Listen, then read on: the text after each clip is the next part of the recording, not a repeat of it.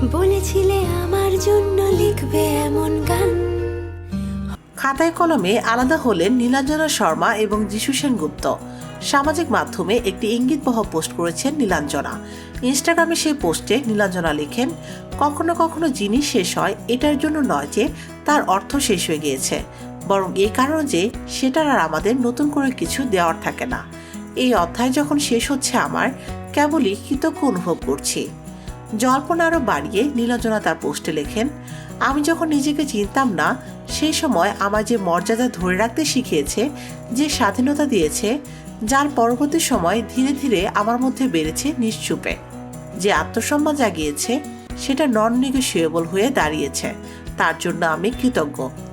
প্রাক্তন অভিনেত্রী তার পোস্টের শেষে লেখেন, আমি শিখেছি আমি কি বয়ে নিয়ে চলতে পারি।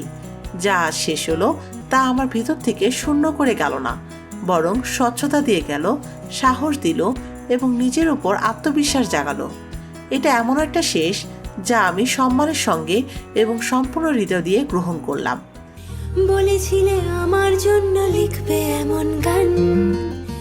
উল্লেখ্য, গত বছর থেকেই ফিসফাস শোনা যেতে থাকে যে আলাদা হচ্ছেন নীলাঞ্জনা শর্মা এবং যিশু সেনগুপ্ত।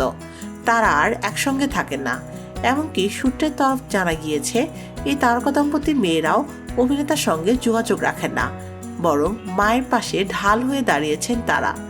তাদের এই দূরত্বের কারণ হিসেবে মাঝে অভিনেতার আত্মসহায়কের নাম শোনা গিয়েছিল, যদিও এই বিষয়ে নীলাঞ্জনা বা যিশুর তরফে আনুষ্ঠানিকভাবে কোনো ঘোষণা করা হয়নি।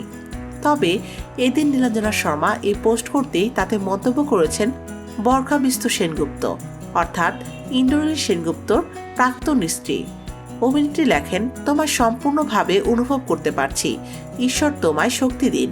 যিশু সেনগুপ্তকে দর্শক শেষবার সৃজিত মুখোপাধ্যায় পরিচালিত ছবি লৌহ গৌরাঙ্গের নামে ছবিতে দেখেছেন। গুরুত্বপূর্ণ ভূমিকায় অভিনয় করেছেন সেখানে। এছাড়া সৌরভ দাসের সঙ্গে মিলে নতুন প্রযোজনা সংস্থা তৈরি করেছেন। অন্যদিকে নীলাঞ্জনা শর্মার প্রযোজনা সংস্থার নাম নিনিচিনিস মাম্মা। এই প্রযোজনা সংস্থার ব্যানারে একাধিক ধারাবাহিক প্রযোজনা করেছেন তিনি। এমন গান হবে এক মিষ্টি মধুর প্রেমের উপাখ্যান।